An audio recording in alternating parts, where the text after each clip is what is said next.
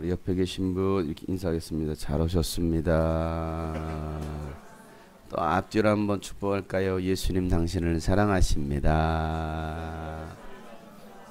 오늘 말씀의 제목 하나님의 일에 요긴한 사람이라는 제목이에요. 한번 따라서 할까요? 시작. 하나님의 일에 어떤 사람이요? 요긴한 사람. 어제 교회교육 선교회 주관으로 장로회 신학대학교에서 진행한 만원 캠프에 말씀을 전하고 왔어요. 이 교회교육 선교회는요, 여름에만 한 8번 정도 전국을 순회하면서 어린이를 위한 만원 캠프를 진행하고 있어요. 한국교회가 갈수록 주일학교가 교회학교 부서가 사라지고 있습니다. 통계에 의하면 거의 70% 이상이 80%가 주일학교가 없는 교회들이 80%예요. 그 정도로 한국교회 다음 세대가 사라지고 있다는 사실이거든요. 그러다 보니까 특히 작은 교회일수록 뭐 아이들 한두 명 있고 뭐 정말 뭐 소수의 그 학생들이 있는 교회에서는 여름 성야학교를 할 수가 없어요. 교사도 없죠. 애들도 뭐 한두 명인데 어떻게 여름 성야교를 진행합니까? 뭐 아무리 없어도 한 10명은 있어야 여름 성야교를 하지 않겠느냐. 그러다 보니까 이제는 그 작은 교회들이 아이들을 위한 어떤 캠프를 할 수 없는, 여름 성야교를 할 수 없는 그런 구조가 되어버렸어요. 그래서 이런 작은 교회들을 위해서 한국교회 주일학교를 살리고 싶어서 일일 만원 캠프를 기획을 했고 그렇게 진행하고 있는 팀 바로 교회교육 선교회입니다. 이 만원 캠프가 우리 유스비전 캠프처럼 한 교회의 전 성도가 스텝이 돼서 진행하는 캠프예요. 제가 7년째 매년 이 만원 캠프 강사로 가고 있는데요. 제가 그 캠프 강사로 가게 된 계기가 있어요. 그 교회 아이들이 여름에는 이제 전국을 순회하다 보니까 여름에는 뭐 캠프를 갈 수도 없고 뭐 수련을 할 수도 없는 그런 상황. 그러다 보니까 이 겨울에만 뭐 겨울에는 이제 만원 캠프를 안 하니까 겨울에는 이제 캠프를 찾아가는 거예요. 그래서 이제 뭐 유명한 나라 유명한 캠프들은 다 돌아다녀 본 거죠. 그러다가 유스비전 캠프를 알게 된 거예요. 뭐 어떤 캠프인지 자세는 알지 못하지만 뭐 홍보 영상을 통해 이렇게 해서 유스비전 캠프를 알게 되었고 7년 전 겨울에 우리 캠프에 왔습니다. 이 아이들은 자기네가 다 스텝이잖아요. 그리고 수백 명, 뭐 적게는 300명부터 많게는 한 800명 이렇게 되는, 그러기를 그 단체가 한 30년 이상 된 팀이거든요. 그러니까 뭐 수백 명씩 모아놓고 캠프를 하는 뭐 그런 스텝이다 보니까 다른 캠프에 가게 되면은 제일 먼저 눈에 들어오는 게 뭘까요? 에? 스텝이죠. 영상 방송팀에 있는 사람들은 어느 단체 가면 제일 먼저 뭐가 들어올까요?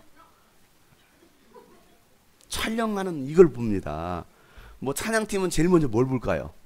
찬양하는 걸 보겠죠. 뭐 환영팀은 여기 어떻게 환영하나 이런 거 봅니다. 주방 하시는 분들은 식사가 어떻게 나오나, 이것이 관심사인 거예요. 왜? 자기 직업 정신이 발휘가 되는 거죠. 그러니까 그 친구들은 전부 다 스텝이었단 말이에요. 또 거기에 뭐 찬양팀도 있고 뭐 파워 찬양으로 워낙 이제 유명한 뭐 찬양팀이니까, 그러니까 가면은 자기가 맡았던 그 부서가 눈에 먼저 들어오는 겁니다. 그래서 자체적으로 이제 그 이제 팀을 해석해내는 거예요. 이 캠프는 어떻다라고 평가를 합니다. 여기는 어떻고 저기는 어떻고, 이건 마음에 안 들고 저건 마음에 안 들고, 은혜 받으러 갔다가 평가하다가 실망만 하고 오는 거예요. 그러니까 큰 은혜를 받지 못해. 뭐 특히 뭐 대형 캠프들 같은 경우는 뭐 이렇게 그냥 집단적으로 하다 보니까 사실은 개인적으로 뭐 이렇게 케어하고 말씀을 나누는 이런 것들이 사실은 많이 부족하죠. 그러다가 유스비전 캠프에 온 거예요. 7년 전에. 또 거기다 처음 왔잖아요. 또 처음 왔으니까 뭐 하겠어요? 자연스럽게 스캔하기 시작합니다. 이렇게 한번 돌아보는 거예요. 등록할 때부터 한 어른 한 분이 얼마나 예민하게 반응하는지 뻔하죠. 왜? 스텝의 메인이니까. 쫙 그래서 얼마나 예민하게 반응하는지 우리 스태프들이 막 등록할 때부터 막 혀를 차는 거예요. 이거 대단한 분이 왔다고. 누군지는 모르죠. 우리는 그분들이 누군지 모르고. 그러니까 저한테 와가지고 목사님 어떤 교회 갔는데요. 정말 얼마나 힘들었는지. 제가 그래도 우리 스태프들한테 그래도 아무리 와서 근데 매 예배 끝나면 와서 항의하는 거예요. 끝나면 와서 항의하는 거예요. 그래도 웃으면서 섬겨라. 우리는 주님의 마음으로 섬기지 않냐. 웃어라. 욕을 해도 화를 내도 웃어라. 아유 죄송합니다. 잘 섬기겠습니다. 이렇게 해라. 제가 지시를 했습니다. 그리고 원하는 대로 다 들어줘라. 그렇게 했어요. 실제로. 나중에 알고 봤더니 그 교회 사모님이었던 거예요. 사모님이 더해요. 어느 교회나 사모님이 더하는 것 같아요. 그런데 변화가 일어난 거예요. 유스비전 캠프 뭐 거의 큰 기대하지 않고 왔다가 왜 뭐 일반 캠프 뭐 비슷하게 했지 뭐 하고 별 기대하지 않고 왔다가 아이들이 이 말씀과 이 찬양 시간에 뒤집어졌어요. 그리고 함께 왔던 선생님도 그 당시에 우리 캠프를 참석했을 당시에 영적으로 완전히 다운되어 있는 그런 상태였습니다. 사역에 지쳐 있죠. 또 교회에 많이 힘든 어떤 여러 가지 상황 속에 많이 힘들었고 자신 스스로도 또 뭐 여러 가지 상황들로 많이 다운되어 있었는데 집회를 통해서 그분이 완전히 살아난 거예요. 집회 내 펑펑 울면서 살아났어요. 그 선생님이 지금 듀나미스 리더 이정미 간사예요. 몇 주 전에 와서 찬양 집회하면서 그런 간증을 했어요. 자신이 이 유스비전 캠프가 얼마나 자기에게 소중한 캠프인지에 관한, 자기가 그런 정말 힘든 상황 속에서 영적으로 정말 침체되어 죽을 것 같은 그 상황 속에서 캠프에 와서 자신이 영적으로 회복된 것을 알기 때문에 그분은 지금 계속 이 사역을 하고 있죠. 여름이면 많은 캠프 때문에 함께 하진 못하지만 그리고 함께 왔던 그 사모님도 회개하게 된 거예요. 그 사모님도 뒤집어졌어요. 그리고 캠프가 끝나고 나서 하는 말이, 야, 유스비전 캠프 완전 프로야. 이게 뭐 대형 교회나 대형 어떤 단체가 하는 줄 알았던 거예요. 야, 유스비전 캠프 완전 프로야. 우리하고 차원이 달라. 또 다른 캠프하고 차원이 달라. 이 캠프 영적으로 살아있어. 이런 말들이 계속 나오는 거예요. 그 후로는요, 그 사모님이 유스비전 캠프 홍보대사가 됐어요. 가는 곳마다 유스비전 캠프 가세요. 유스비전 캠프 가셔야 됩니다. 다른 캠프 가지 마시고 유스비전 캠프 가셔야 됩니다. 그래야 교회가 삽니다. 홍보대사가 됐어요. 여러분, 유스비전 캠프 프로그램 정말 단순하잖아요. 첫 시간부터 찬양, 말씀, 기도. 그러기를 3일 동안 마지막 파송까지 찬양, 말씀, 기도. 끝. 이게 있잖아요. 그리고 다음 캠프에 만나요. 그리고 다 아쉬운 만에 차 타고 뻗어요. 왜 2박 3일 동안 잠도 못 자고 얼마나 뜁니까? 3일 내 뛰니까. 그리고 차 타자마자 5분 안에 졸도합니다.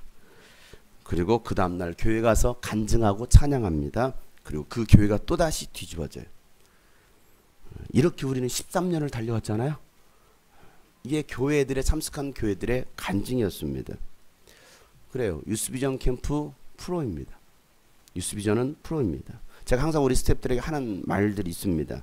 여러분은 아마추어가 아닙니다. 뭔 소리예요? 우리 아마추어예요. 아니에요. 여러분은 아마추어가 아닙니다. 여러분 프로입니다. 모든 일을 프로 정신으로 하세요. 아마추어, 나는 아마추어라는 생각 가지고 일하는 사람과 나는 프로야 라는 생각을 가지고 일하는 사람은요, 차원이 다릅니다. 여러분, 프로 정신으로. 주차도 프로.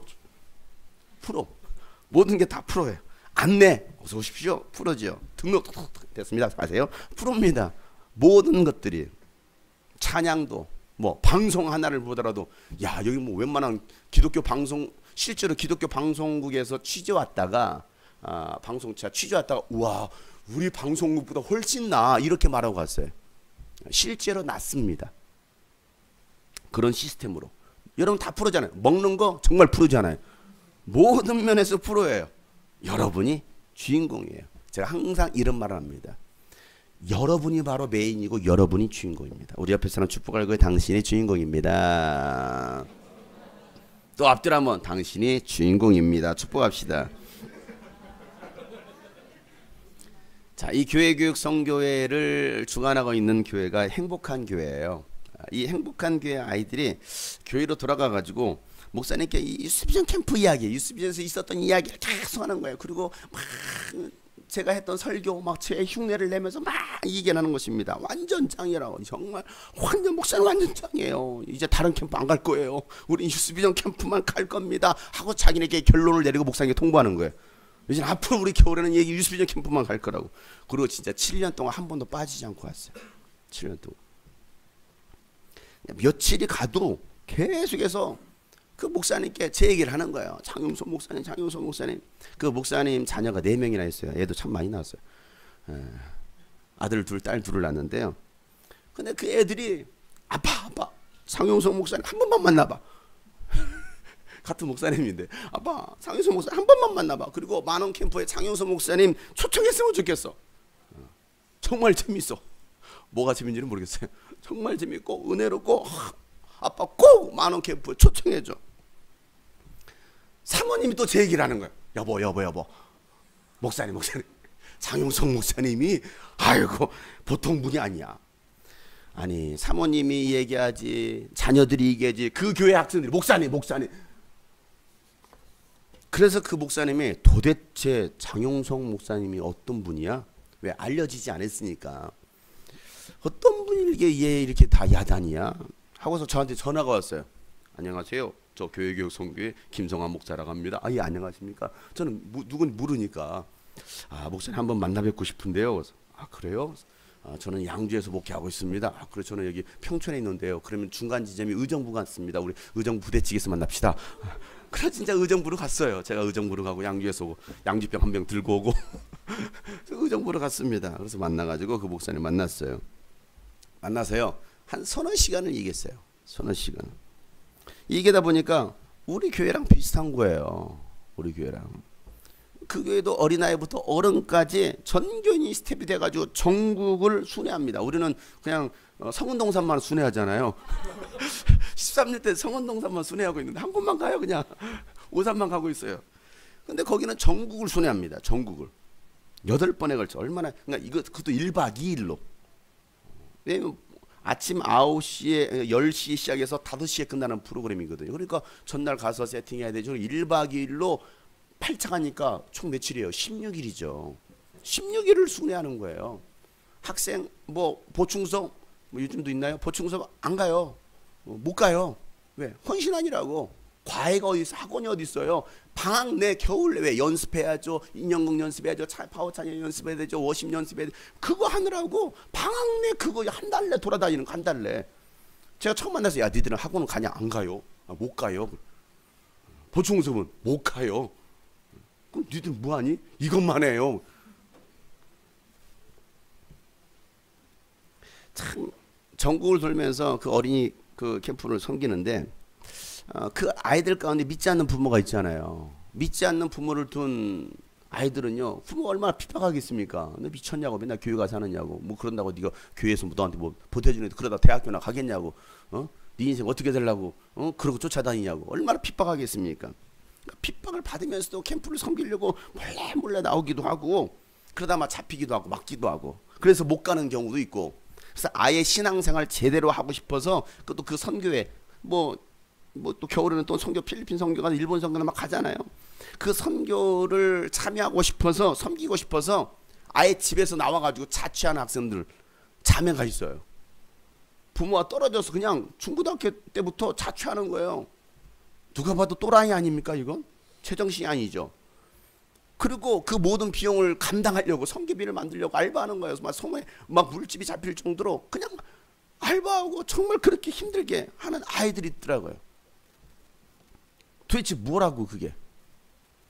만원 캠프가 뭐고 선교가 뭐라고 그렇게 아이들이 중고등학생들이 어린아이들이 그렇게 열심을 내는가? 저는 그 아이들 보면서 야 대단하다. 다른 건 말고요. 대단하다. 뭐 그 정도 되면 아이들이 엉망진창이 되는 거 아닙니까? 대학교도 못 가고 아주 비리비리 살아야 되는 거 아니에요? 어제 한 학생이 와서 이제 목사님 저 다시 미국으로 갑니다. 그래요. 아 그러니 저 이제 가면 4년 동안은 못 나와요. 아 그래? 박사과정을 받고 있습니다. 미국에서 유명한 대학교에서. 그 아이는 전교 1등 하는 아이. 전교뿐만이 아니고 전국에서 순위권 안에 드는 아이였어요. 고3 때. 고3 때. 그때 제가 집회하러 갔거든요. 소록도 캠프 때. 근데 그 아이가 은혜 받고 나서 그 소록도, 여러분 소록도 아시잖아요. 그 소록도 그 교회, 정말 오래된 그 교회 지붕을 수리하고 고치는데 500만 원인가 300만 원이 드는 게 있어요. 비용이. 이 아이가 장학금 받은 걸로 그것을 전부 다 헌금을 했어요. 이거 하는데 나 헌신하고 싶다고. 그 아이가 대학교 때 미국으로 유학을 갔어요. 합격을 해가지고. 그러고 나서 다시 만났는데 이제는 박사과정을 밟는다고 들어가더라고요. 목사님 인사하더라고요. 야 그래. 야 소록 때 만난, 소록도 7년 전에 만난 인연인데 6년 전에 만났는데 야 또 미국 가는구나. 또 보자. 네 또 봐요. 하고 가더라고요. 아이들 정말 공부 열심히 해서 좋은 대학교 간 아이들도 많아요. 물론 다 간 건 아니겠죠. 열심히 해요. 근데 그 아이들 보면서 도전이 돼요. 도전이 돼요. 그렇게 그 교회가 한 달간 전국을 돌고 오면 교회 재정이 적자가 납니다. 10,000원 받아서 여러분 운영한다고 생각해 보세요. 그 집회 장소 빌려야 되죠. 뭐 해야 되죠. 10,000원 받아가지고 뭐 사람이 많이 모이면 그나마 좀 되겠지만 적게 모이면 이건 다 적자인 거예요. 적자나죠. 또 교회 성도들 가운데는 외부 사역 한 달 내에 교회 비워두고 한 달 내에 물론 주일은 안 비워두죠. 주일날 예배 드리고 물론 간혹 가다가 이제 주일 예배 끝나자마자 막 철수하고 하니까. 그러니까 외부 사역, 이 만원 캠프하고 외부 사역하는 것을 별로 좋아하지 않는 성도들이 있어요. 그런 성도들이 막 불만을 가지고 있다가 결국은 교회를 떠나기도 합니다. 그래서 항상 캠프가 끝나고 나면, 여름 사역이 끝나고 나면 그 교회는 후유증이 있는 거예요. 그래도 안 할 수 없는 것이 한국 교회를 생각하고 주일 학교를 생각하면 눈물이 나서 계속 할 수밖에 없다는 거예요. 그래서 매년 캠프하기 전에 하나님께 기도한답니다. 하나님, 올해부터는 만원 캠프 안 하면 안 될까요? 이게 기도래요. 올해부터 만원 캠프 안 하면 안 될까요? 그렇게 기도하면 하나님이 그래라, 수고했다. 이러면 얼마나 좋아요? 하나님은 아무런 말씀을 안 하신대요. 그러니까 뭐 해야 돼요? 해야죠. 그래, 그만해라 하면 될 텐데. 그리고 매년 캠프 한 달 전에 이 목사님 쓰러져요. 응급실로 갑니다. 띵길 말. 병원에 입원했다가 일주일 만에 퇴원합니다. 그리고 바로 만원 캠프를 시작해요. 매년 그래요, 매년. 저도 우리 매년 유스비전 캠프 준비할 때마다 이제 그만하면 안 될까? 라는 생각을 합니다. 지난주에도 이번 주에도 그런 생각을 했어요. 이제 그만하면 안 될까? 이제 여름은 그만할까? 뭐 사람도 많이 모이지도 않는 것 같기도 하고 막 갈수록 어려워지는데 이제 그만할까?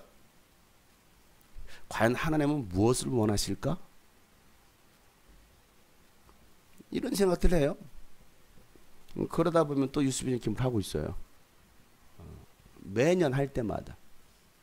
왜? 뭐 힘든데 스텝 통하는 것도 쉽지도 않고 뭐 모집하는 것도 뭐 더 힘들고 갈수록 어려워지니까 이제 그만할까? 이제 내년부터는 안 할까? 그렇게 13년을 왔어요. 13년. 그 김성환 목사님하고 한참 이게다 보니까 우리 교회랑 너무 비슷했어요. 뭐 거의 똑같아요. 다른 것은요, 거기 교회 성도보다 우리 교회 성도가 조금 더 많아요. 조금 더 많아요. 거기는 뭐 어른들도 10명도 안 돼요. 한 10분이나 들려나요? 그리고 애들 중고등부에 다 해가지고 한 15명, 20명 됩니다. 거긴 전교인이 한 30명 돼요. 많이 떠났어요. 정말 많이 떠났어요. 우리도 캠프하기 전에 항상 이 교회 성도들의 마음이 나뉘어지는 걸 봅니다. 다 각자 마음이 나뉩니다. 그리고 교회를 떠나거나 또 교회를 나오지 않는 지체들도 있습니다. 꼭 이 기간 시즌이 되면 신기하죠? 전후로 3개월 동안 또 캠프 끝나고 뭐 얼마나 은혜가 충만합니까? 아니요. 캠프 끝나거나 또 회오리 바람이 붑니다. 태풍이 그냥 불어 닥쳐요. 캠프 끝나고 나서 우리 교회. 그래서 쓰러집니다. 그러고 나가요. 서로 싸웁니다. 그리고 서로 힘들어요. 이 캠프 이 3개월 동안, 우리는 총 12개월 동안 12개월 중에 6개월 동안, 반년이죠. 3개월이니까 신기해요. 13년 동안 그래 왔어요. 13년 동안. 1년 중에 6개월을 우리 성도들이 힘들어하고 있어요. 고군부터 합니다. 항상 영적 싸움, 6년 동안 영적 싸움하는 거예요. 그러니까 얼마나 힘들겠어요. 그 사이에 저도 끼어있으니 얼마나 힘들겠습니까? 물론 그런 과정들, 태풍이 몰아오고 막 성도들 막 힘들어하고 싸우고 나가고 막 여러 가지 수많은 사건들이 일어날 때마다 이 모든 것들이 결국 하나님의 일을 방해하려는 그 마귀 귀신의 역사라는 것을 잘 알아요. 그래도 속아서 똑같이 또 넘어집니다. 여러분 제발 속지 마세요. 속지 마세요. 우리 옆에 사람한테 알려, 속지 맙시다. 절대로 속지 맙시다. 이 모든 것들은요, 이런 상황이 오고 있다, 내 안에 뭔가 막 요동을 치고 있다, 이건 마귀가 여러분을 쓰러뜨리려고 하는 개수작이에요. 그 개수작에 넘어가면 안 되는데, 신기한 것은요, 또 속습니다. 또 속아요. 왜? 딱 눈과 귀가 가려지거든요. 그것만 보이는 거예요. 그것만. 그래서 거기서 또 넘어갑니다. 여러분 그렇게 시간 낭비하기엔 너무 아깝지 않아요? 성경은 때를 아껴라, 때가 가니라 라고 말씀하고 있어요. 때를 아끼라는 거예요. 그래서 목욕 안 합니까? 때 아끼려고? 때를 아껴라. 때가 악하니라. 자, 우리 한번 성경 한번 찾아보겠습니다. 이거 중요한 말씀인데요. 에베소서 5장을 한번 보겠습니다. 에베소서 5장 6절부터 18절까지 좀 길어요. 길지만 이 내용 뭐 다 읽어보면 좋겠지만은 그래도 이 구절 한번 읽어봤으면 좋겠습니다. 에베소서 5장 6절부터 18절 말씀까지 참 중요한 말씀, 우리가 꼭 들어야 될, 우리 교회가 꼭 들어야 될 메시지들이 이 말씀 안에 담겨져 있습니다. 한번은 천천히 한번 읽어볼 거예요.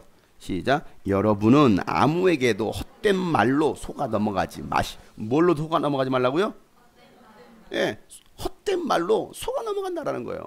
속지 마세요. 이상한 말들로, 교회 안에 일어나고 있는 이상한 말들로 그 오해와 그 뭐 분열과 시기, 수많은 말들이 들어가 있습니다.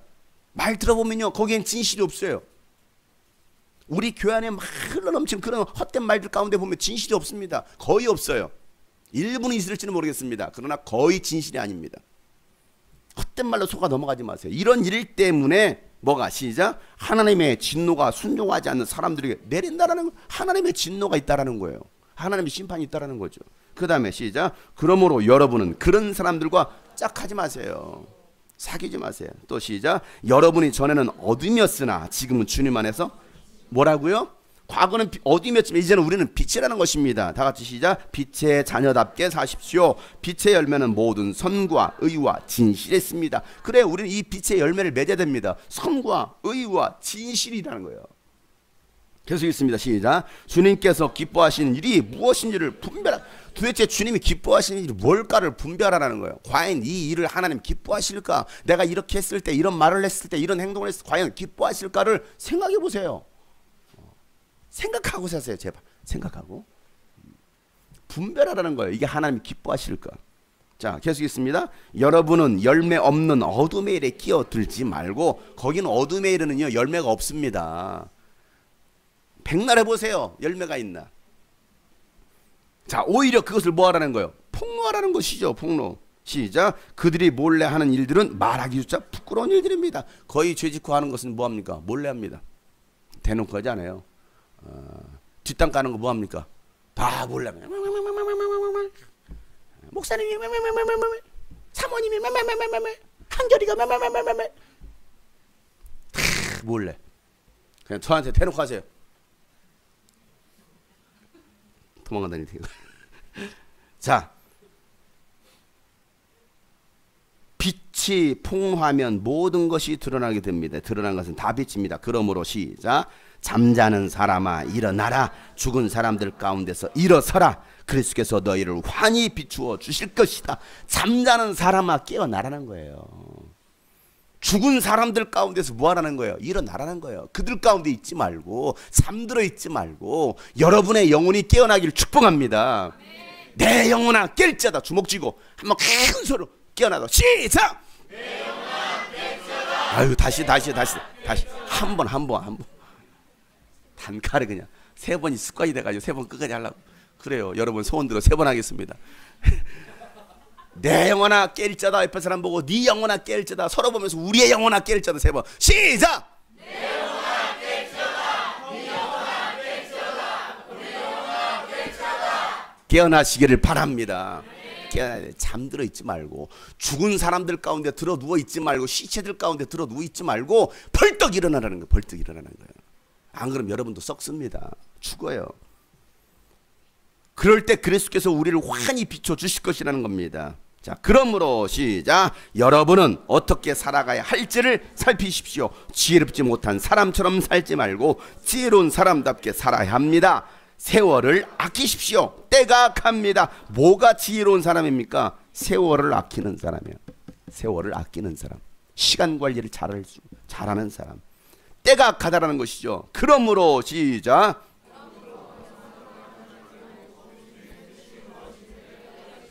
술에 취하지 마십시오. 거기에는 방탕이 따릅니다. 성령의 충만함을 받으십시오. 아멘. 주님의 뜻이 무엇인지를 깨닫고 술 취하지 말라는 거예요.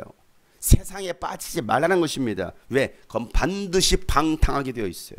성령 충만을 받으라고 분명히 말씀하고 있어요. 왜? 이게 빛의 자녀들이기 때문에.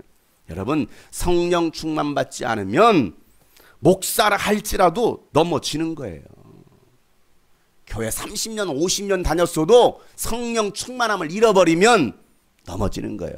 성령 충만이 뭡니까? 그냥 우짜짜짜짜짜 한다고 이러면 그게 성령 충만입니까? 성령 충만은 성령의 지배를 받는 거예요. 성령의 지배를 받는다는 것은요, 말씀대로 산다라는 거예요. 말씀에 절대 순종한다는 게 성령 충만이에요. 우리는요, 성령 충만, 뭐 봤어 들었어 보여 이게 성령 충만이 아닙니다. 사람들은요, 그게 성령 충만인 줄 착각합니다. 그러다 물론 그것도 안 하는 사람도 있어요. 그것도 안 해. 에이, 뭐 미혹당할지도 몰라, 그냥 하지 말자. 성령 충만 받으시기를 바랍니다. 그 김성환 목사님이 저를 만나자고 한, 사실은 정말 중요한 계기가 있었어요. 그런 것도 있었지만은, 교회가 변화가 일어나는 것도 있었지만은, 그 목사님 첫째 아들이 있는데요, 웅이라고 그래요. 넷째 아들이 있는데요, 이름이 웅이라고 그래요. 다 끝에가 웅자가 들어가요. 뭐웅이. 그래서 그분은 웅이 아버지입니다. 웅이 아버지. 웅이 아버지. 그 첫째 아들이 그 당시 이제 중학생 때였을 거예요. 중학교 한 1학년 정도 됐을 것입니다. 그러니까 어느 시기입니까? 네, 그런 시기죠. 그런 시기죠. 우리 관이 시기. 만두, 우리 현두 그런 시기 있잖아요. 모든 게 다 불만인 거야. 모든 게 다 짜증나. 싫어. 교회 가면 아빠가 목사인 게 싫어. 내가 교회를 다녀야 된다는 게 싫은 거야. 이 코딱지만한 교회를 다니는 게 짜증나는 거야. 저 큰 교회가 있는데 왜 나는 친구 따라 교회를 가면 안 돼? 왜? 아빠가 목사님이니까. 혜림이 공감하고 있어 지금. 나도 지금 큰 교회 가고 싶다고. 나도 새 중앙교회 뉴 센트럴 처치로 가고 싶다고. 뭐 지금 그런 것 같아. 아빠가 목사님이니까. 종교도 못 받고 불교를 못 받고. 나는 불교가 좋다고. 나는 천주교가 좋다고. 그잖아요. 주일이면 일어나서 와야 돼. 고향이고 놀고 싶은데 교회 가야 된다고. 그러니까 이 아이도 그런 막 아빠에 대한 불만, 교회에 대한 불만, 맨날 아빠 가, 많은 캠프 가자, 하면 가야 돼. 가도 막 춤춰야 되고 막 이래야 되는 거야. 하기 싫은데 춤춰야 되는 거 안 해. 좋아하는 거. 만들자, 싹 뭐 맨날 그러고 천국은 마치 맨날. 그 아이한테는 천국이 없어요. 지옥이야 그게. 왜? 그렇게 맨날 매년 쫓아다니게. 놀고 싶잖아. 방학이라면 놀고 싶고 워터파크 가고 싶고 그게 소원 아니겠습니까? 한결이가 저한테 아빠 작년에 워터파크 한 번도 못 갔어.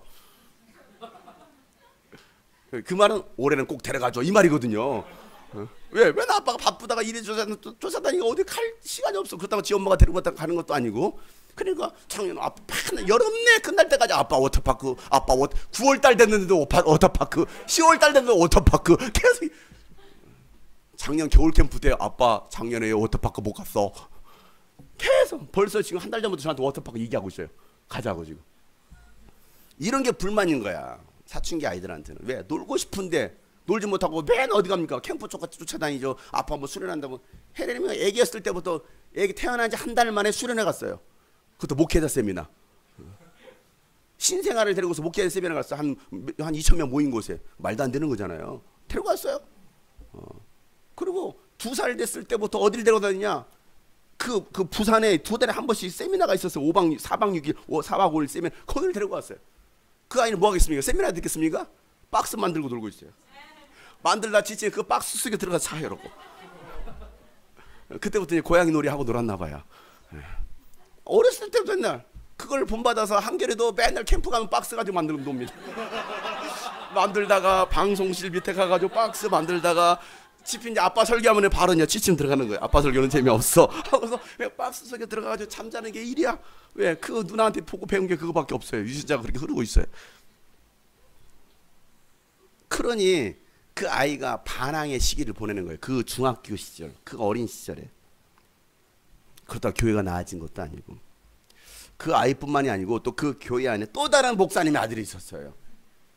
이 목사님의 아들들이 문제예요. 이 아이도 목사인 부모가 해결할 수 있는 통제불능의 아이였어요. 통제불능의 아이. 그 아이가 고등학생이 되었는데, 그런데 그 아이들이 달라진 거예요. 그 자식이 달라진 거예요. 뭐 지금의 많은 우리 청년들은 지금의 그 아이들 모습이면 야 파워 찬양 워십할 때 보면 정말 잘하고 막 미니캠프 할 때마다 오거든요. 그 멀리 양주에서. 근데 그 찬양하고 막 기도하는 모습은 정말 홀려요. 웅이 아버지 같지 않아요. 많은 그 모습 보면 그냥 카메라가 그 아이에게만 가요. 누가 봐도 참 그 모습만 봐도 찬양하는 모습, 기도하는 모습만 봐도 야 감동이 된다. 그런데 몇 년 전만 해도 그런 아이가 아니었어요. 이러고 있던 아이지. 근데 아이들이 달라진 거예요. 그 목회자 자녀가 달라진 거예요. 그리고 그 교회 아이들이 달라지는 그 모습에 그 목사님이 감동을 받고 저를 만나자고 한 거예요. 어떻게 그렇게 아이들이 달라질 수 있습니까? 그래서 한참 얘기했나요? 목사님, 만원 캠프 강사로 와주셨으면 좋겠습니다. 네, 하여튼 뭐 계획 있으시면 연락 주세요. 그래서 항상 매년 한 12월 달, 한 2월, 3월 되면은 저한테 연락이 와요. 여름 캠프 그 일정 때문에. 그리고 한 11월 달 되면은 필리핀, 제가 이제 뭐 3년 전부터 계속 이제 필리핀 또 와달라고 해서 제가 이제 집회하러 가고 있는데, 그도 한 11월, 10월, 11월 되면 또 연락이 옵니다. 목사님, 필리핀 선교 일정 이렇게 나왔습니다. 뭐 내년은 또 베트남 한다고 1월 달에 좀 일정 잡혔다. 목사님 이때 일정입니다.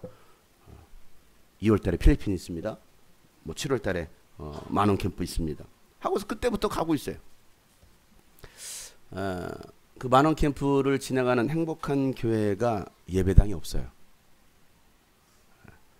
교회 건물 자체가 없는 게 아니고 예배당 자체가 없어요. 한 6개월 전부터는 떠돌이 생활을 하고 있습니다. 뭐 지난번에 양주 갔던 그 큰 교회 있었죠. 그 교회는 그냥 다른 목사님이 하시고 거기서 그냥 나왔어요. 보따리만 싸가지고 나왔어요. 아무것도 없어요.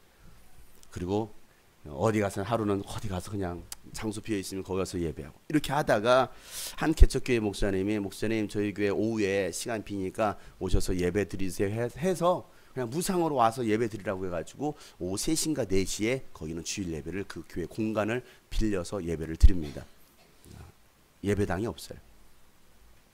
그리고 수요일이면 그 교회 그냥 원래 이제 그 교회니까 와서 그냥 예배를 성도들이 참여하는 거예요. 금요일에도 참여하는 주일날 오후에만 잠깐 그곳에 모여가지고 교인들이 예배를 합니다. 변함없이 그 만원 캠프 또 파워 찬양 또 인형극으로 섬기겠다고 그 자리에 함께하는 그 아이들 그 성도들 모습을 보면서 저는 참 도전이 돼요. 감동을 받습니다. 제가 갈 때마다 여름에 갈 때마다 그 정말 땀에 쩔거든요. 얼마나 더운데 그러면서도 그 아이들이 변화되는 모습을 보잖아요. 그 여러분 만원 캠프 파워 찬양 그 비디오 영상이 있거든요. 매년 만들거든요. 거기 보면 웅이의 변화되는 모습을 볼 수 있어요. 중학교 때부터 이렇게 변화되는 모습을 볼 수 있어요. 지금 이제 벌써 나이가 20살인가 21살이 돼가지고 방송국에서 지금 이제 작가로 활동하고 있는데, 그 아이들 모습 보면은 참 감동이 돼요. 도전이 돼요. 그 교회 주일학생의 꿈이 뭔지 아십니까? 중학생이 되어서 인형탈 쓰고서 인형극 하는 거예요. 중학생의 꿈이 뭔지 아십니까? 고등학생이 되어서 탈을 벗는 거예요. 그 고등학생의 꿈이 뭔지 아세요? 대학생이 되어서 앞에서 마음껏 worship 찬양하고 탈도 벗고 그냥 자유롭게 찬양하고 선교 캠프 쫓아다니는 게 그 고등학생들의 꿈이에요. 몇 년 전에 유스비전 캠프를 참석하고 나서 그리고 이제 2년 전에 제 책 그 사명자의 일어나라는 그 책을 읽고 꿈이 바뀐 남학생이 있는데 어제도 왔어요. 이 친구의 꿈이 원래 이제 요리사였습니다. 요리사였는데 지금은 선교사가 되겠다고, 제 책 읽고 나서 선교사가 되겠다고 엄마한테 선언하고 지금은 신학교에 들어갔어요. 어제 만났습니다. 그래서 제가 물어봤어요. 야, 한 달 내 너 만원 캠프 다 따라다니냐? 했더니 하는 소리가 아니요. 가고 싶어도요. 자리가 남아야 가요. 왜? 차가 없으니까. 차도 그러니까 전국 돌아다니는 차가 없어요. 봉고차 하나 뭐 중고로 하나 샀어요. 유지가 안 되니까. 거기다 장비 실어야 되죠. 그 사람 몇 명 탑니까? 우리도 나갈 때 뭐 뒤에 카노 다 없어지잖아요. 장비를 실어야 되니까. 그러니까 외부로 나갈 때 멀리 갈 때는 봉고차를 누가 빌려줘야 갈 수가 있는 거야. 차 2대로 가는 거야. 거기에 사람 빡빡 채워. 인형 그 탈이 2만 원잖아요. 그거 몇 개 싣고 가야죠. 뭐 그 장비 싣고 가면 그 봉고차 2대 꽉 차서 가는 거야. 멀리. 최소 인원은 자리가 남아야 가요. 그래. 가고 싶지만 자리가 남아야 가요.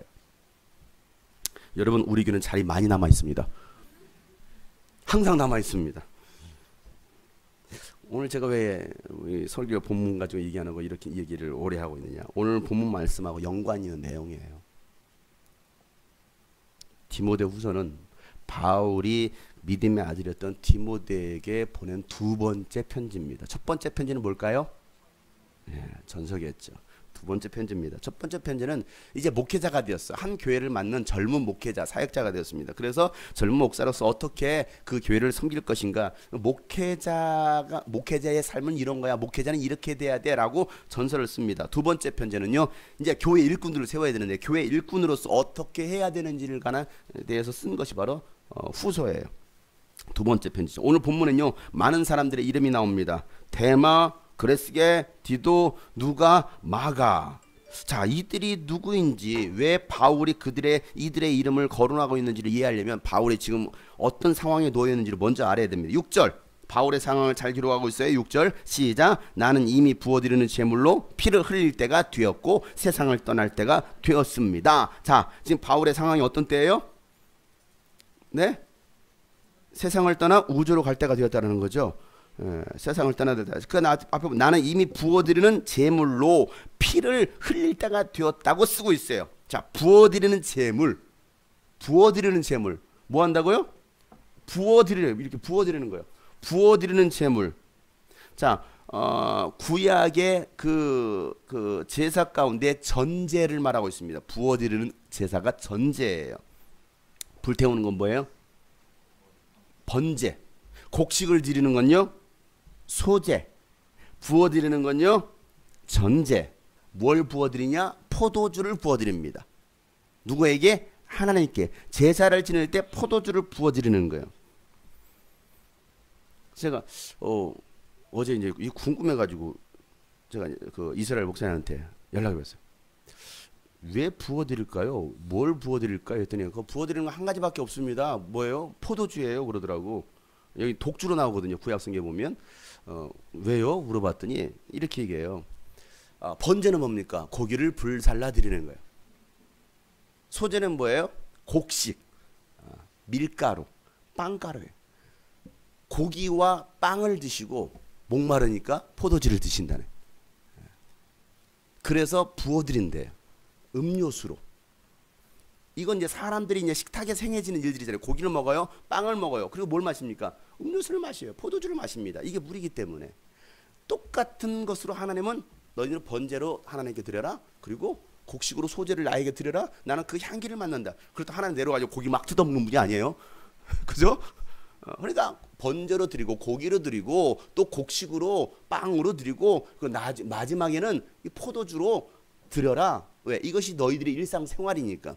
하나님 나는 내가 너희들이 바치는 이것을 받겠다라는 거예요. 이게 이스라엘 백성들이 행하신 말씀하신 제사입니다. 자, 그래서 이 모든 것들을 안식일과 절기 때마다 하나님께 드리는 거예요. 그것도 흠없고 거룩한 것으로.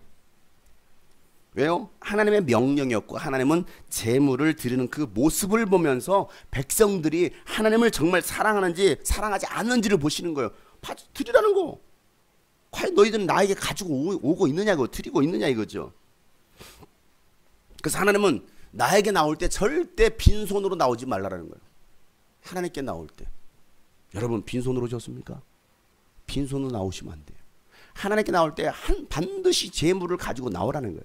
하나님은 그것을 보시겠다라는 거예요. 바울은 하나님께 포도주를 부어드리는 것처럼 포도주를 부어드리잖아요. 포도주가 무슨 색이에요? 빨간색이죠. 뭘 상징합니까? 피를 상징하겠죠. 포도주를 부어드리는 것처럼 자신의 피를 하나님께 부어드리겠다라는 거예요. 순교할 날이 다가오고 있다는 거예요. 피를 다 쏟을 날이 이제 다가오고 있다는 것을 바울은 이렇게 표현하고 있습니다. 그래서 7절 말씀에 나는 선한 싸움을 다 싸우고 달려갈 길을 마치고 믿음을 지켰습니다라고 바울은 고백하고 있어요. 부활하신 예수를 만난 바울의 삶은요, 그가 죽기 전까지 선한 싸움을 싸우면서 그가 가야 할 길을 달려갔습니다. 중간에 멈추지도 않고요, 포기하지도 않고 뒤로 물러서지도 않았습니다. 가야 할 최종 목적지까지 끝까지 달려갔습니다. 그리고 믿음을 지켰다라는 것이죠. 이게 신앙생활이에요. 여러분 신앙생활 하고 계십니까? 신앙생활 잘 하기를 원하십니까? 어떻게 해야 됩니까? 하다가 말고 포기하고 원망하고 불평하고 의심하고 뒤돌아가는 것이 아니라 믿음으로 참고 인내하고 내게 주신 사명 끝까지 완수하는 거, 그리고 믿음을 지켜내는 거, 이것이 신앙생활이라는 거예요. 무엇을 위해서? 하나님의 나라를 위해서, 영혼 구원을 위해서. 이런 신앙생활 할 수 있기를 소망합니다. 이렇게 마음을 먹자고요. 이왕 할 거면, 우리 학생들한테 이왕 공부할 거면 제대로 하라고 하는 것처럼, 이왕 할 거면. 바울은 이제 죽음을 앞두고 있습니다. 사형장으로 가야 할 인생입니다. 그의 마지막 가는 길의 소망이 뭘까요? 여러분이 만약에 사형수예요. 이제 마지막 사형장으로 가는 사형수예요. 여러분 무슨 생각하시겠어요? 살려주세요. 살고 싶다. 죽고 싶지 않아요. 대부분 사형수들이 죽을 때요, 그렇게 말을 합니다. 그리고 이제 그게 안 되면 막 욕하고 저주한다라는 거예요. 사형수의 마지막 생각. 바울은요, 마지막 죽는 순간까지 하나님께서 자신해 주신 그 뜻을 이루기 위해서 몸부림칩니다. 마지막까지. 편지로 교회 안부를 묻고 또 말씀으로 지도자를 세웁니다. 그러면서 자신의 사역을 회고하고 자신과 함께했던 사람들의 이름을 나열하고 있어요. 오늘 10절 말씀 나같이 시작. 데마는 이 세상을 사랑해서 나를 버리고 데살로니가로 가고, 그레스게는 갈라디아로 가고, 디도는 달마디아로 가고. 똑같은 단어가 나오죠? 뭐가 나와요? 가고 다 갔어요. 어디 갔어요? 갔어요. 데마, 그레스게, 디도 세 사람 모두 바울의 사역을 도왔던 사람들입니다. 그런데 무슨 이유에서인지 그들 모두가 바울 곁을 떠났습니다. 근데 데마만 바울을 떠난 이유를 한 문장으로 기록하고 있어요. 뭐라고 기록하고 있습니까? 데마는 이 세상을 사랑해서 나를 버리고 데살로니가로 갔다라고 말을 하고 있습니다. 왜 바울은 데마에 대해서는 그렇게 자세히 기록하고 있을까요? 왜요? 다른 사람보다 데마를. 왜요? 미워서, 꼴보기 싫어서. 잘 갔다. 그래서요, 데마를 더 많이 사랑했던 거예요. 더 많이 아끼고 더 많이 의지했던 제자이자 동역자가 데마였어요. 성경은요, 데마에 대해서 3번 소개합니다. 딱 3번 등장해요. 빌레몬서 1장 24절에 나의 동역자인 마가와 아리스다고와 데마와 누가도 무난합니다. 이렇게 말하고 있어요. 인사하고 있어요. 누구에게? 나의 동역자인 데마에게. 자, 골로새서 4장 14절 이렇게 소개합니다. 사랑하는 의사인 누가와 데마도 여러분에게 문안합니다. 이렇게 쓰고 있어. 이게 두 번 등장합니다. 그리고 세 번째 등장한 게 오늘 이 말씀이에요. 바울은 데마를 동역자로 소개하고 있습니다. 데마는요 데살로니가 사람입니다. 데살로니가는요 마케도니아 수도였어요. 지난 주일 말씀에 바울이 아시아를 가고자 했지만 성령께서 막으시고 꿈에 누가 나타납니까? 마케도니아 사람들이 나타나서 뭐라고 말해요? Help me. 와서 우리를 도우라.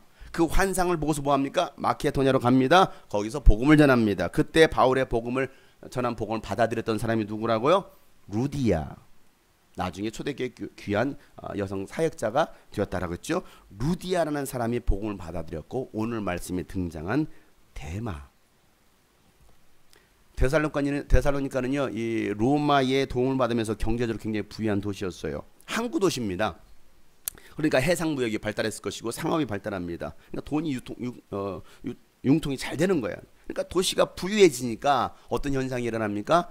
부유해지면 반드시 죄와 타락이 들어옵니다. 그래서 윤리주의로 타락합니다. 또 종교적으로는요 로마 황제 숭배 사상이 있죠. 왜? 로마로부터 도움을 받는 곳인데. 그리고 또 그리스 그 신상들 수많은 신상들이 들어와 있습니다. 그리고 또 이집트에서 우상들이 들어왔어요.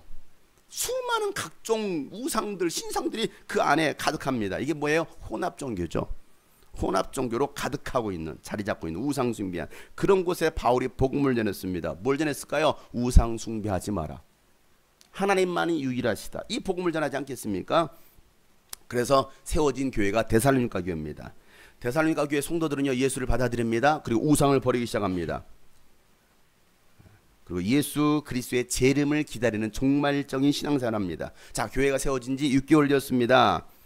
그 6개월밖에 되지 않은 그 교회가요 그들의 신앙이 주변 나라들까지도 소문이 쫙 납니다. 데살로니가전서 1장 3절 말씀을 보면 또 우리는 하나님 우리 아버지 앞에서 여러분의 믿음의 행위와 사랑의 수고와 우리 주 예수 그리스도께 둔 소망을 굳게 지키는 인내를 언제나 기억하고 있습니다. 이게 지금 데살로니가 교회 성도들 향해서 하는 얘기예요. 6절부터 8절에 보면 여러분은 많은 환난을 당하면서도 성령께서 주시는 기쁨으로 말씀을 받아들여서 우리와 주님을 본받는 사람이 되었습니다. 그래야 여러분은 마케도니아와 아가야에 있는 모든 신도들에게 모범이 되었습니다. 주님의 말씀이 여러분으로부터 마케도니아와 아가야에만 울려 퍼진 것이 아니라 하나님을 향한 여러분의 믿음에 대한 소문이 각처에 두루 퍼졌습니다. 그러므로 이것을 두고는 우리는 더 말할 필요가 없습니다. 얼마나 극찬을 합니까? 바울이 6개월밖에 되지 않은 교회예요. 그들에게는요 믿음의 행위와 사랑의 수고와 소망의 인내가 있었다는 믿음, 사랑, 소망이 있었다는 거예요. 그들의 소문만 전 지역까지 퍼져나갔습니다. 우리 주님이 꿈꾸신 교회 성도들의 믿음의 신앙의 소문이 각처에 소문나기를 축복합니다. 야, 주님이 꿈꾸신 교회 성도들 대단해. 그 사람들 무서운 사람들이야. 믿음 끝내줘. 대만은요 바울이 전한 복음을 받아들였습니다. 그리고 바울을 따라서 선교 사역의 동역자로 나섭니다. 사도 바울의 동역자가 되었으니 여러분 얼마나 자랑스러운 일이에요. 생각해 보세요. 그 위대한 사도 바울의 동역자인 거예요. 여러분 유명한 목회자의 수석 제자라 가면요 어딜 가든지 내가 누구 목사님과 함께 사역했어 라는 말을 합니다. 내가 누구 목사님의 제자야 자랑합니다. 아니요 대형교회만 다녀도요 그냥 대형교회 다니는 교인이야 제가요 이런 교회 다녀요 라고 말을 해요. 그래서요 그거하고 뭔 상관이 있어요? 제가요 어느 교회예요? 제가 어느 교회 우배들 가요? 뭔 상관이 있어요? 신기하죠? 아니요 청와대 청소부만 해도 환경미화만 해도 대단한 거예요. 제가 청와대 환경미화원으로 청소하러 들어갑니다. 제가 돈가스 납품하러 가요. 대단한 거예요. 납품하세요 청와대. 그거 끝내주는 거야. 이게 자랑거리예요. 여러분 바울이 인정하는 칭찬하는 나의 믿음의 동역자라고 말할 정 여러분 얼마나 당당하겠습니까? 적어도 바울이 감옥에 갇히기 전 AD 60년부터 62년까지는요 바울 선교사에게 늘 함께했던 사람이 바로 데마입니다. 그래서 바울은 데마를 동역자로 소개하고 있어요. 여러분, 동역자가 뭐예요? 어디든지 함께하고 함께 죽을 수 있는 사람이 바로 동역자입니다. 그래서 바울과 함께 고난도 당했어요. 처음 사랑, 믿음이 충만한, 성령 충만할 때는 막 맞아도 고난 당하는 거, 이게 기쁨이라고 생각합니다. 힘들어도 막 참아내는 거, 견뎌내는 거예요. 적어도 사도 바울이 1차 감옥에 투옥될 때까지만 해도 바울과 함께 했습니다. 그런데 신앙의 위기가 찾아옵니다. AD 64년에 네로 황제가 이 로마에 큰 화재가 발생합니다. 그 화재가 발생한 것을 기독교인이 불질렀다라고 막 소문을 퍼뜨립니다. 그래서 기독교인들을 다 잡아 죽이기 시작합니다. 산채로 나무에 매달아요. 그리고 거기에 산채로 매달아 놓고 기름을 기름을 뿌립니다. 그리고 불태우는 거예요. 곳곳에 로마 시내 전역에 그렇게 예수 믿는 사람 크리스찬들 매달아 놓고 기름 바르고 불태워버리는 거예요. 그걸로 밤새, 사람이 불타면 기름이 나오잖아요. 사람 몸에서 밤새 사람이, 기독교인들이 그 로마 시내를 밝히는 거예요. 이게 로마예요. 이게 네로 황제였습니다. 그런 핍박 가운데 베드로도 로마 감옥에 갇혔어요. 바울도 로마에 갇혔습니다. 감옥에 갇혔습니다. 자, 데마가 베드로도 갇혀요. 바울도 갇혀요. 믿음의 사람들이 막 산채로 그냥 그 콜로세움 경기장에 투입되고 사자가 뜯어먹혀요. 죽임을 당해요. 고난당하는 것을 보는 게 너무 힘든 거예요. 왜? 나에게도 이런 저런 고난이 닥쳐오지 않겠는가? 그런 생각하지 않겠습니까? 그러니까 마음이 흔들리기 시작합니다. 꼭 이렇게까지 신앙생활 해야 되나? 예수 믿으면서? 이렇게 고난받아가면서 희생하면서 예수를 믿어야 되나? 그냥 편하게 살면 안 돼? 누가 인정해 주는 것도 아니고, 아니 뭐 저렇게 죽는다고 누가 알아주는 것도 아니잖아요. 나름 헌신한다고 봉사도 하고 때로는 선교도 하고 희생하면서 고난 당했는데 돌아오는 것은 목숨의 위협입니다. 죽을 수 있어요. 고난과 죽음이에요. 꼭 이렇게 해야 하나? 꼭 주님이 꿈꾸신 교회 다녀야 하나? 꼭 유수비전 해야 하나? 이런 수많은 생각들 하지 않겠습니까? 그러다가 세상의 눈을 돌리기 시작합니다. 세상을 봐요. 세상 보니까 아름다워. 즐거워 보여. 저 사람도 너무 재밌게 놀아. 재밌게 살아. 누가 봐도 막 여행 다녀. 아니 교회에 구속당할 필요도 없어요. 자기 하고 싶은 대로 하면 되는 거예요. 주일에 교회 안 가면요 더 많이 편히 누워 잘 수 있잖아요. 아니에요? 가족들끼리 이렇게 놀러 갈 수 있잖아요. 술 마신다고 누구 뭐라고 합니까? 근데 교회 가면 술 마시면 안 돼. 하나님 마시지 말라고 했어. 눈치 볼 필요 없잖아요. 담배도 그냥 숨어서 안 피워도 돼. 교회에 맨날 숨어서 피워. 주차장 가가지고 애들이 보니까. 그러니까 왜 숨어서 피울 필요 없어. 아니 떳떳하게 동성애 퀴어 축제 참여할 수 있잖아. 옷 다 벗고. 누가 뭐라고 그래. 인권이라는데. 인권 침해하지 말라는 건데. 그냥 자기 하고 싶은 대로 하고 살면 되는 거 아니에요? 왜? 다 그렇게 살아가니까. 그래서 대만은요 세상을 보다가 세상을 사랑하기 시작합니다. 분명히 그 전에는 누굴 사랑했어요? 예수님을 사랑했어요. 하나님 말씀을 사랑했습니다. 교회를 사랑했습니다. 나는 교회 아니면 안 돼 라고 했습니다. 그런데 이제는 세상이 더 좋은 거예요. 세상의 방식이 좋아요. 찬양보다는요 가요 부르는 게 좋고요. 이 고리탑은 정말 짜증나는 이 교인들 만나는 것보다요 개방적인 사람들, 아주 화통한 사람들, 그런 사람들과 즐기는 게 더 좋은 거예요. 왜? 내가 뭐라고 해도 다 받아주잖아요. 사랑하는 성도 여러분, 세상이 눈에 들어옵니까? 세상이 더 좋아 보입니까? 세상이 사랑스럽습니까? 옛생활로 돌아가고 싶습니까? 대만은 세상을 사랑하면서 적당히 세상과 타협하는 종교인의 생활을 하려고 바울을 버리고 데살로니가로 돌아갑니다. 자기 고향으로 돌아가는 거예요. 안 믿는 것은 아니에요. 마음으로 믿는다고 그래요. 나 교회 나가지 않지만 난 마음으로 믿어. 이런 사람 얼마나 많아요? 하지만 교회는 안 나가요. 헌신도 하지 않습니다. 예배 생활 이미 마음도 없어요. 여러분 이것은 믿는 것이 아니라 안 믿는 사람이에요. 대마는 세상을 사랑해서 바울을 버리고 데살로니가로 갔습니다. 또 그레스게도 디도로 떠났습니다. 그리고 누가만 바울과 함께 있습니다. 여러분, 아무리 힘들고 어려워도 끝까지 함께하는 사람 누가? 바울 곁에 누가 있어요?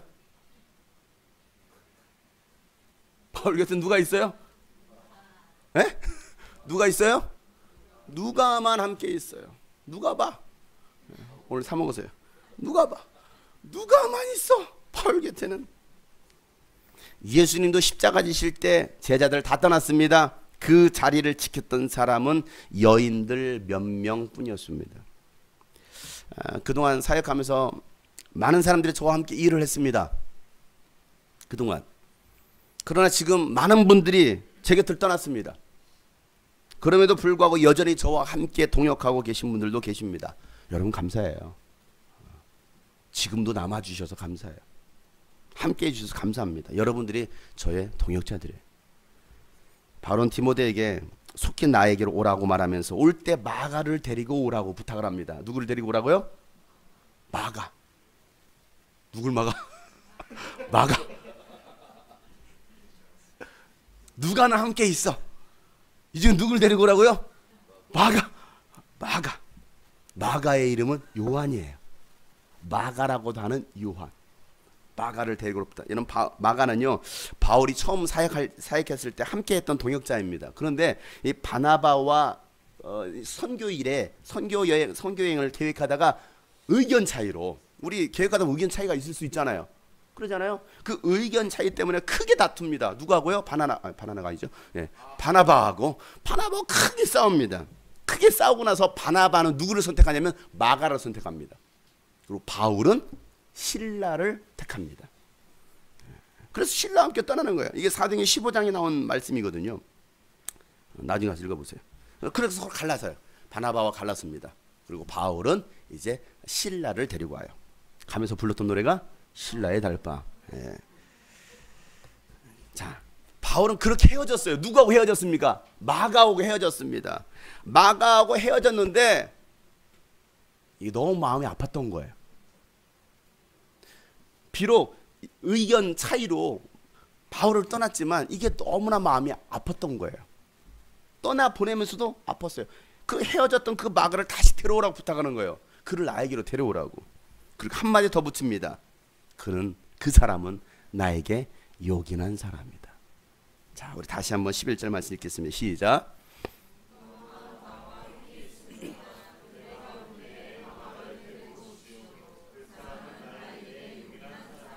그렇습니다.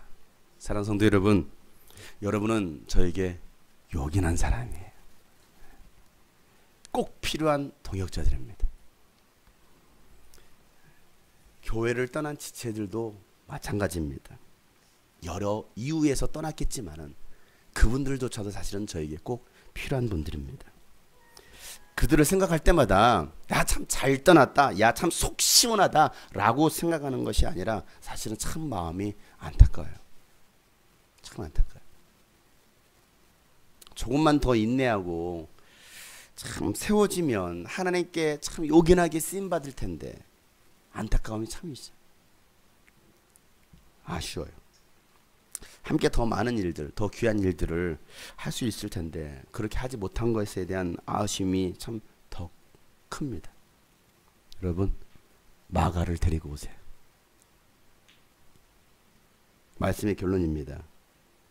세상을 사랑한, 적당히 세상과 타협하고 즐기려고 데살로니가로 돌아갔던 데마와 같은 인생은 되지 말아야 됩니다. 핍박과 고난이 두려워서 고난을 피해 도망가는 인생은 되지 말자고요. 잠시 잠깐의 그 고난을 피하려다가 여러분 더 큰 고난, 아니 영원한 지옥 형벌의 고통을 당할 수도 있습니다. 누가와 같이 끝까지 함께하는 사람, 희노의 야락을 함께할 동역자들, 하나님의 그 일을 완수할 수 있는 동역자들이 되기를 소망합니다. 여러분은 저에게도 하나님의 일에도 요긴한 사람들이에요. 여러분은 동역자들입니다. 우리가 그렇게 기도했으면 좋겠어요. 주님, 끝까지 함께하기를 원합니다. 끝까지 믿음의 동역자로 세워지기를 원합니다. 하나님께 또 사람들에게도 목회자에게도 꼭 필요한 요긴한 사람이 되기를 원합니다. 이게 오늘 우리의 마음이 또 결단이 되었으면 좋겠습니다. 사명자에 일어나라 우리 찬양하면서 오늘 말씀을 기억하고 하나님 우리가 그 길을 함께 가고 그 길을 동역하기 원합니다 라고 고백하는 시간 되었으면 좋겠습니다. 사명자여 일어나라 주의 길 예비하라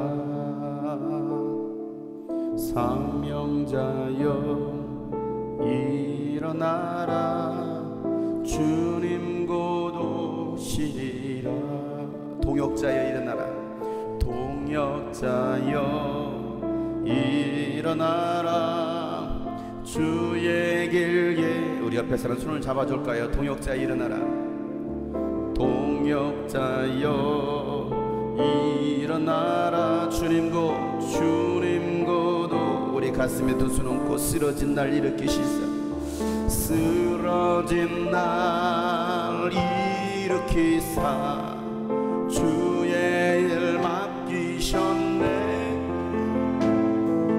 연약한 날 부르시사 주복음 전케 하네 일어나라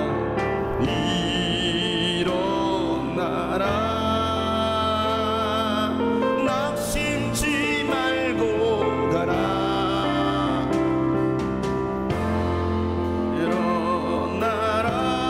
일어나라 주께서 함께하네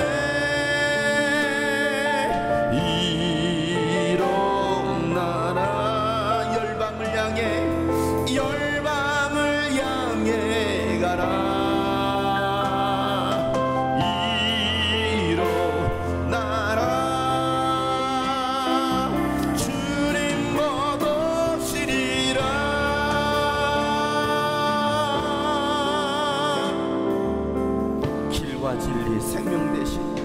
길과 진리 생명 대신 우리 주 찬양합시다. 찬양하라 다시 오실 만왕의 왕 다시 오실 만왕의 왕 주 이름 찬양하라 소망 없던 나의 삶에 찾아오신 예수 그리스도 소망 없던 나의 삶에 주내 비추셨네 광야 같은 메마른 산 생수로 채우신 일어나라 낙심치 말고 함께 합시다 하나님의 나라를 세웁시다 낙심치 말고 가라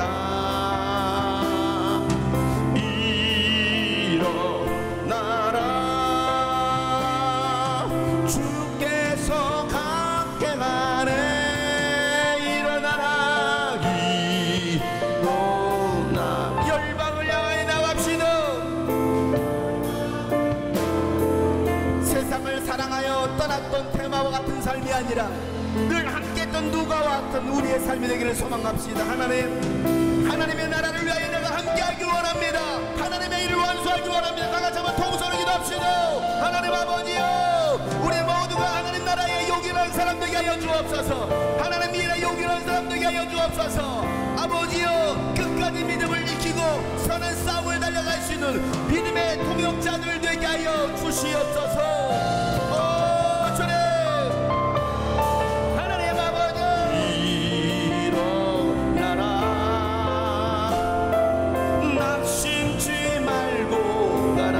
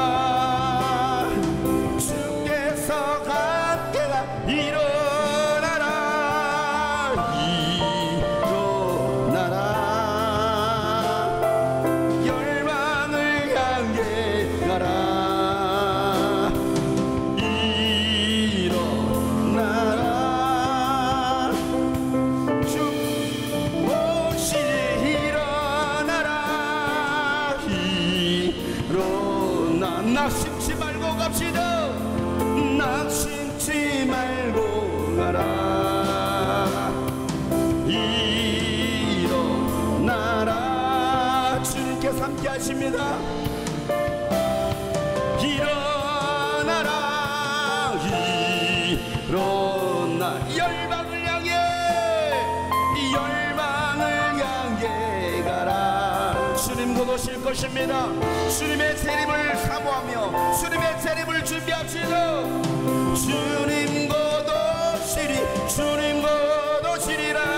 주님 곧 오시리. 주님 곧 오시리라. 주님 곧 오시리라.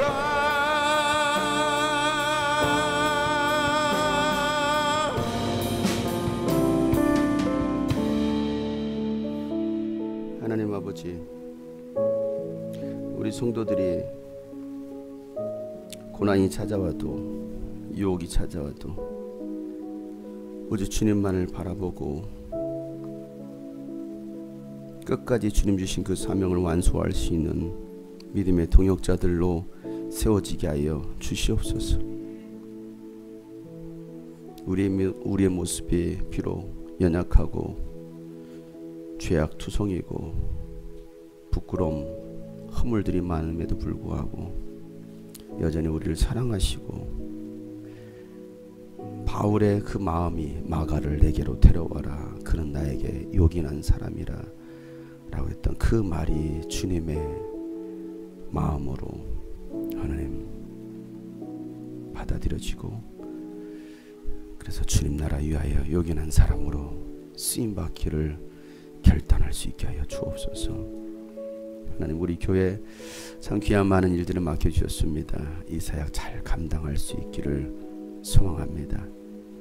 우리에게 힘과 능력 주시고 더 많은 동역자들 붙여주시고 잃어버린 영혼 찾아 구원하게 하여 주옵소서. 하나님, 비록 세상을 사랑하여 떠나갔던 그 데마 하나님 돌아오게 하시고, 또 생각의 차이로 떠나갔던 그 마가도 데려올 수 있는 우리 모두 되게 하여 주시옵소서. 하나님, 오늘도 그 주님의 은혜에 감사해서 귀한 예물을 드립니다. 11조를 받으시고 또 감사헌금을 받으시고 선경금을 받으시고 주님 앞에 번제로 소제로 전제로 드렸던 것처럼 하나님, 우리가 하나님 앞에 나올 때 날마다 감사의 마음으로 제물을 드릴 수 있는 귀한 믿음의 사람들 되게 하여 주시옵소서. 이제는 우리 구주 예수 그리스도의 은혜와 하나님 아버지의 놀랍고 지극하신 사랑과 성령님의 감화 감동 교통 충만하심이 오늘 말씀처럼 하나님께 하나님의 일에 요긴한 사람으로 또 쓰임받기로 결단한 모든 하나님의 사람들 머리 위에 이제부터 영원토록 함께 하시기를 간절히 축복하며 기도하옵나이다.